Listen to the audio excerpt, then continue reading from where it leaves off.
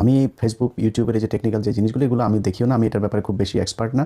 আমার এগুলো যারা দেখেন এবং বাংলাদেশে এখন এটা সবাই জানেন, যারা বাংলাদেশের গ্রামগঞ্জের থেকেও যারা এই যে বিভিন্ন ফানি ভিডিও করে, অনেকের ভিডিও আমি নিজেও দেখি, যেমন এই যে ফ্যামিলি এন্টারটেনমেন্ট।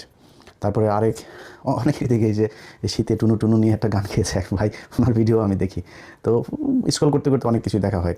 তো এইরকম যারা একদম মানে প্রত্যন্ত এলাকা থেকেও ভিডিও করেন, তাদেরও আমার বিশ্বাস যে সবারই একজন না একজন কারো না কারোর কাছে তারা তাদের ফেসবুক পেজ দেখভাল করার দায়িত্ব দিয়ে রেখেছেন। যে কোনো সমস্যা হলে, হ্যাক হলে, কপিরাইট খেলে, নানান বিষয়ে তারা তাদের দ্বারস্থ হন। তো আমি তাদের সাথে যতটুকু আমার যারা টিম আছে তাদের সাথে কথা বলে যতটুকু জেনেছি যে জামাত ইসলামী গতকালকে যে জিনিসটা দেখিয়েছেন এটা 100% ট্রু, যে এটা সম্ভব। ধরেন গভর্নমেন্ট কোনো ইমেল ব্যবহার করে ফেসবুক অ্যাকাউন্ট, যেমন আমার সেকেন্ড যে পেজ যেটা বাংলাদেশে দেখতে দেওয়া হচ্ছে না, সেটা কিন্তু সচল আছে কিন্তু বাংলাদেশে দেখতে দেওয়া হচ্ছে না। তো এটা গভর্নমেন্ট ইমেল ব্যবহার করে গভর্নমেন্টের পক্ষ থেকে এটা মেটাকে জানানো হয়েছে, যে কারণে এটা সম্ভব হচ্ছে না। আবার একইভাবে ধরেন কেউ যদি এটা ভালো কাজ করতে চায় সেটাও সম্ভব।